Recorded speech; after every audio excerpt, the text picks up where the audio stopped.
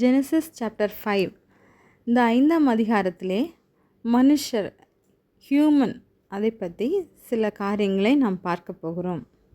கடவுளுடைய படைப்பிலே மிகவும் உன்னதமான படைப்பு மனுஷனுடைய படைப்பு. ஆதியாகமம் 5:12 குறிப்பிடப்பட்டுள்ளது.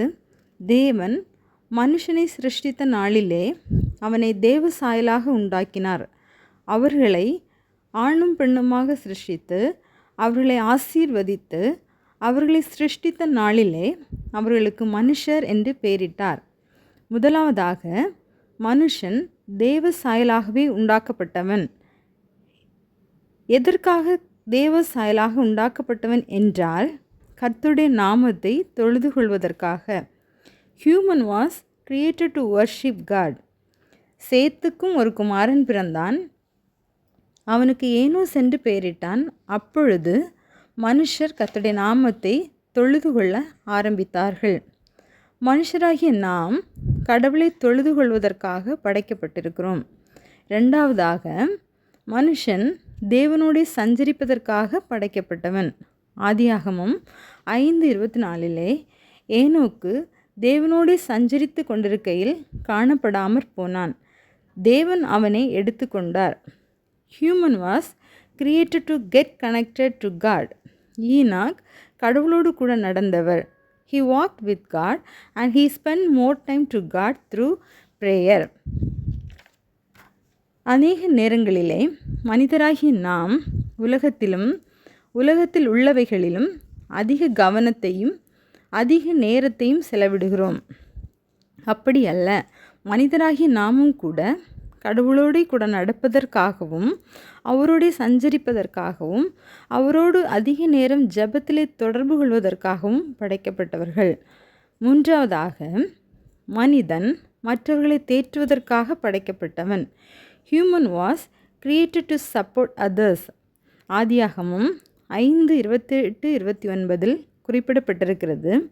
லாமேக்கு 182 வயதான போது ஒரு குமாரனை பெற்று கர்த்தர் சபித்த பூமியிலே நமக்கு உண்டான வேலையிலும் நம்முடைய கைகளின் பிரயாசத்திலும் இவன் நம்மை தேற்றுவான் என்று சொல்லி அவனுக்கு நோவா என்று பெயரிட்டான்.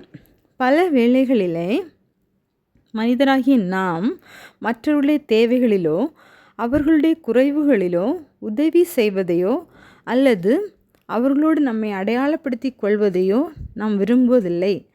மனுஷன் மற்றவர்களை உதாசீனப்படுத்துவதற்காக படைக்கப்பட்டவன் அல்ல, மாறாக குடும்பங்களை தேற்றுவதற்காகவும் மற்றவர்களுக்கு உதவி செய்வதற்காகவும் படைக்கப்பட்டவன்தான் மனுஷன்.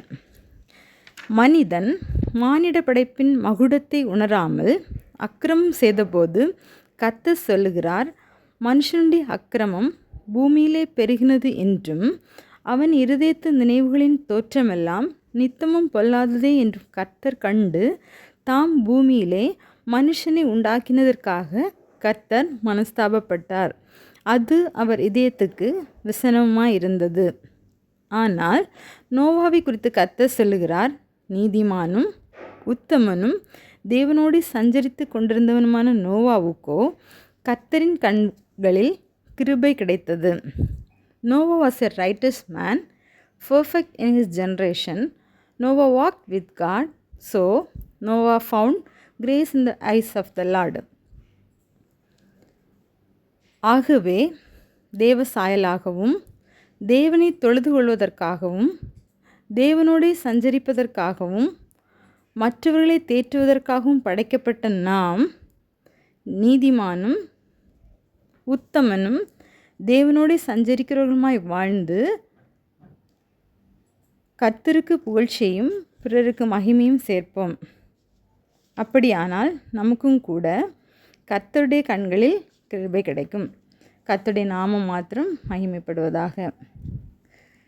கிருபையும் இரக்கமும் நிறைந்த எங்கள் நல்ல தகப்பனே, இந்த நாளிலும் நோவாவை பற்றியும் ஈனாக்கை பற்றியும் சில காரியங்களை நாங்கள் கற்றுக்கொள்ள ஆவியானவர் எங்களுக்கு உதவி செய்தீர். உம்மை தொழுது கொள்வதற்காகவும் உம்மோடு சஞ்சரிப்பதற்காகவும் மற்றவர்களை தேற்றுவதற்காகவும் படைக்கப்பட்ட நாங்கள் அப்படியாக வாழ்ந்து உமக்கு மகிமை சேர்க்க உதவி செய்யுங்க.